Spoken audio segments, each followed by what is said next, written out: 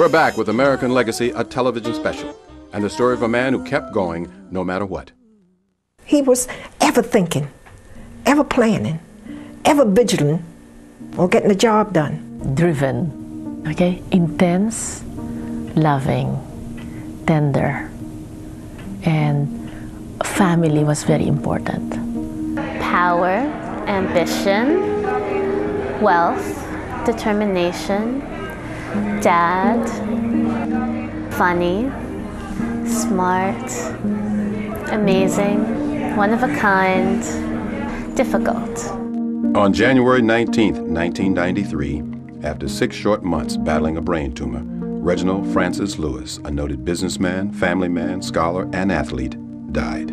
Let there be a commotion. Let there be a loud noise, because we are sending off a great man today. So, Dad, I love you.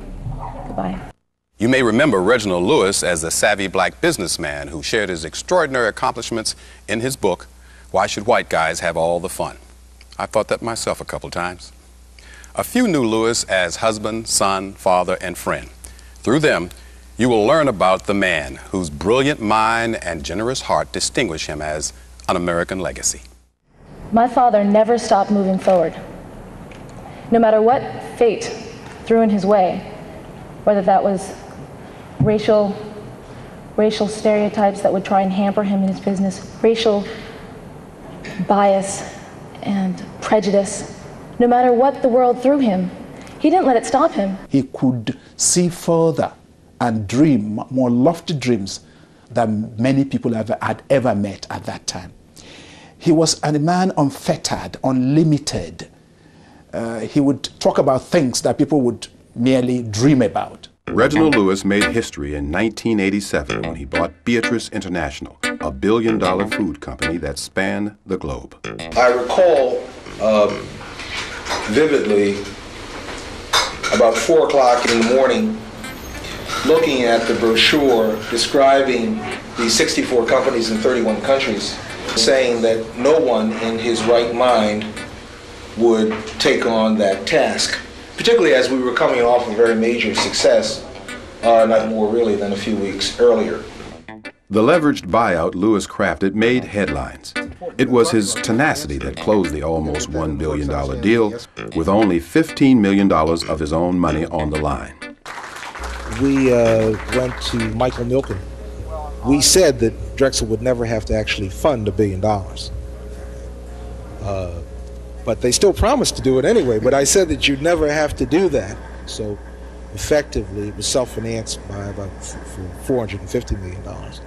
So many people who want to achieve something try to achieve it by asking for favors or something. Reg never wanted a favor. He was tenacious, he was a visionary, and had Lewis lived, the complexion within the halls of power in the movie industry would have changed. In the last years of his life, he came to visit me and we talked about buying Paramount Studios. Why I felt he had an opportunity to buy Paramount. And I actually believe today, had his life not been cut short, he would have purchased Paramount. I think that the most important thing to remember is that most endeavors that are truly worth something will often have a very high failure rate associated with it. I think the trick is to pick yourself up, dust yourself off, and keep going. He had a lot of things he had to overcome. But that's why he loved that poem by Langston Hughes, don't sit down and cry. Life for me ain't been no crystal stair. It's had tacks in it, and splinters, and boards torn up. But all of the time, I've been a-climbing on, and reaching landings, and turning corners. And sometimes in the dark, where there ain't been no light. So boy, don't you turn back. Don't you sit down on the steps, because you find it's kind of hard. For I still going, honey, I still climbing. And life for me ain't been no crystal stair. You just got to keep on climbing. I always say you put your spikes in your shoes. And when you dig in that mountain, ain't nobody gonna knock you down, child. You just keep on climbing and you just keep on going, no matter what. And that's what happened. Stay with us to hear how Reginald Lewis was able to keep going no matter what. He was very much larger than life. He's the defining figure of my childhood, I think. And what I remember is him coming home, wearing his business suit, and he would always expect a hug. And so whenever he came home, I'd run downstairs and make sure, drop whatever I was doing, and make sure he got a big hug. He will put on his stereo, and then you see him start to get into like dancing sometime by himself, which I was shocked, like seeing those kind of things, that you didn't know this man of this would have had that kind of rhythm in him, to be that more like down to earth. The first thing that jumped out when you met Reg, he was just a very, very smart guy. He was terribly, terribly focused. He knew what he wanted, he knew what he had to do to get what he wanted. Reg led the way. Reg opened the door and cleared the glass ceiling for all of us. He made us all believe that we can do anything. I remember his famous quote, "Keep going no matter what." Keep going no matter what, and keep going. I know that when we're confronted with a challenge or working against superior resources or superior odds, I frequently wonder whether what we're doing is worth the effort. And somehow I remember all of the people who went before, who had even greater odds. And somehow remembering that makes it very easy. Because a little something happens inside that says, it's important. Keep going, no matter what. It's a soundbite for Lewis's life. He lived the courage of his convictions. I think there's an abundance of talent in America.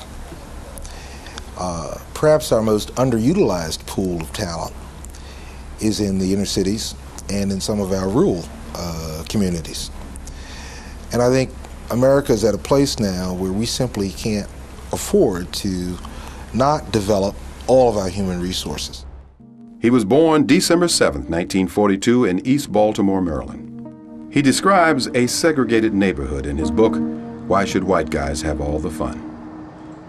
The street was more a collection of rough rocks and pebbles than anything else. 1022 North Dallas Street, the heart of the ghetto of East Baltimore, is the street where all my dreams got started.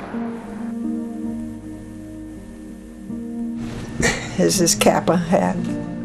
Lewis spent his college years at Virginia State University. He went on an athletic scholarship, and it didn't work well, and he got hurt or what have you. And he said, "Mama, I'm going to let it go, and I'll just work my way through."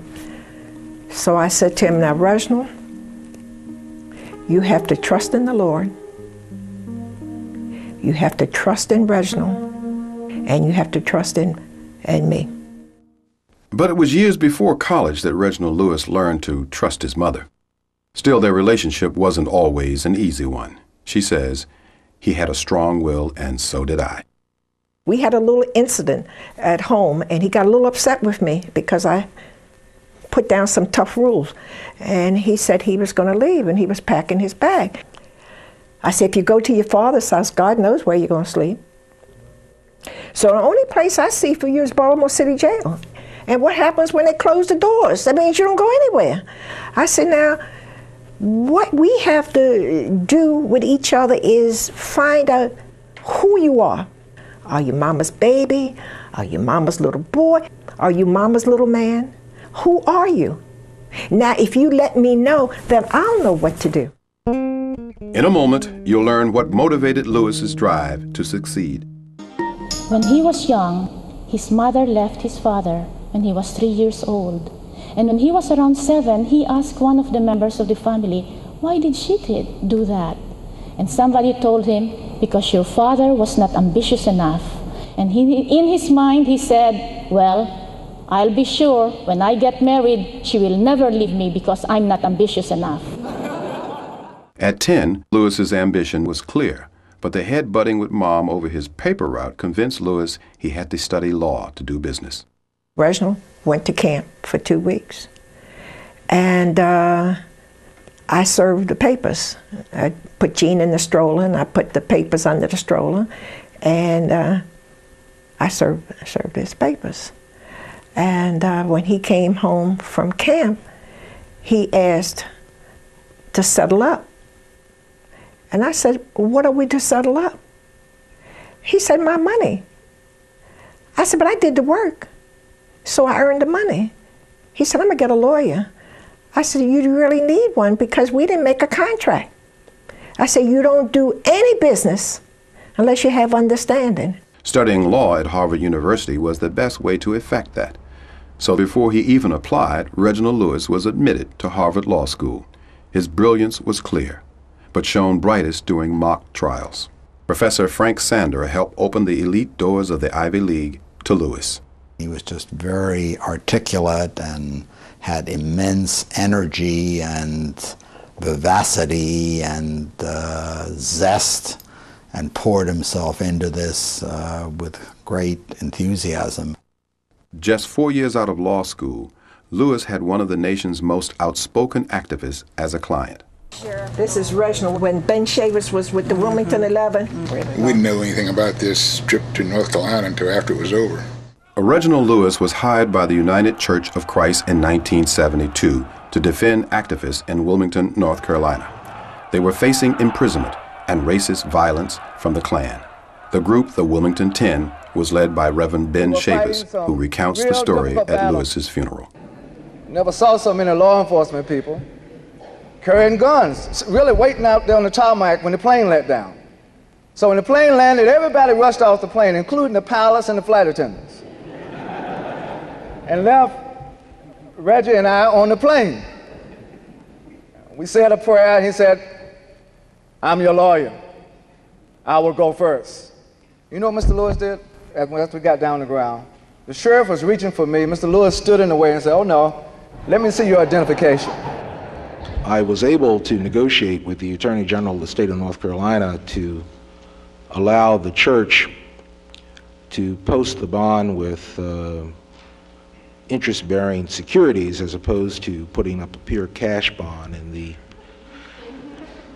interest earned from the securities actually paid for the litigation for a year. So I was pretty proud of that, and so was the church. And so was Harvard. The prestigious law school embraced one of her favorite sons, and his affection for his alma mater was equal. In 1992, he donated $3 million to Harvard Law School, more than the university had ever received from any one person in its almost 200-year history. I support the Harvard Law School because I think it's the best law school in the country. The Harvard Law School trains many of our leaders. I enjoyed my years here and feel that it's one of the many organizations that I would like to continue to support. In 1993, almost 3 months to the day he died, the Reginald F. Lewis International Law Center was dedicated. It is the first building on the Harvard campus named in honor of an African American. A fellowship in Lewis's name was later established to increase diversity within legal academia. I think the Reginald Lewis Fellowship has opened up law to someone like me, not only an African American lawyer, but I'm a legal historian, and I think that myself holding the fellowship is very consistent with his legacy. The Lewis legacy brims with unique people. But there was one woman, a gifted young lawyer from the Philippines, whose special qualities wooed him into a marriage that lasted a lifetime. I knew that he was, a step above me, a head above me. He was more ambitious, he was more intelligent, he knew how to make money. And so, and all the things that I thought I'll never find all together in one person, I found in him. Loida Nicolas Lewis, now one of the wealthiest women in the world, runs TLC Beatrice. She met Reginald just after graduating from the University of the Philippines College of Law, the Harvard of the Philippines. Within 6 months, Loida and Reginald were married. I thought that since I'm so strong, I didn't want to get married and handpick my husband. So I was going to be, a single woman, going to politics, be a senator all the way. And then when I met Mr. Lewis, he was just different from all of them. Loida stayed home to raise their 2 daughters, Leslie and Christina. Mom's secret is a tremendous amount of self-confidence and just a real inner sense of self-worth. Like Dad, she might have mentioned, had demons to battle, and Mom doesn't have a lot of demons. And so she was able to be there and just to rely on her own inner strength and not to take things personally. She's really amazing. More with Reginald Lewis in a moment. He was a very strict man, and when he says something, he don't like nobody to change it. The first 5 years were tough. I knew that we were very in sync, but whether can I live with this man who is so intense and so hard? Yes, he is. So I said, gosh, and good enough, I have a very close relationship with his mother, Carolyn, Fugett. So I called her, Mom, your son is just so hard to live with. I'm thinking maybe I should leave. And she said, I told Loida, when a person's upset, you don't bargain. There's no bargaining tools. You just listen. So for 24 years until the day he died, Loida was both tender and strong enough for her husband. Both of us are strong characters. But when he would get angry and I would get angry, he would, let out all the words and I would just keep quiet. Okay? In my heart, I will not. I will answer him in my mind, but I will not answer. And so, in fact, he said, what is this aggressive silence? Even though he get attitude sometimes, like when he get mad at you, it had a part about him where he always could apologize to you. I mean, a lot of people I have never heard nobody say that about him. Mr. Lewis, although he is very determined, very sure of himself, always there is a doubt. Always there is a what do you call it now? Second guessing. So all you should do is support him and say, yes, what you said was perfect, right on target. So always support your man. It's hard enough. He's African American, he's a black man in America. It's hard enough in this society. He often said that to be held responsible for that which you had no control over was dumb. That racism denied people the ability to think. That to be held accountable for that which you had absolutely no control, no contributions to, nothing to do with. And instead of looking at people about what they can accomplish, but putting those accomplishments on who they are under the prism of the race was dumb. On January 19th, 1993, after 6 short months battling a brain tumor, Reginald Francis Lewis, a noted businessman, family man, scholar, and athlete, died. New Year's Eve at dinner he had here with his family, I saw him pray, which is a thing I never used to see him do. It always his wife or his daughter, or maybe his mother, would have said grace or those things. And it was funny to me to hear him said, I will trade my riches for my health right now. So, even the most insurmountable obstacle, death, won't stop him. Though fate threw early death his way, his life was as full as that of someone who lived twice his age. That's what made him great. In 1993, we did send off a great man. But because of his robust pursuit of life, Reginald Francis Lewis left more than just memories. He left optimism, opportunity, and to those who loved him, the will and passion to keep going no matter what.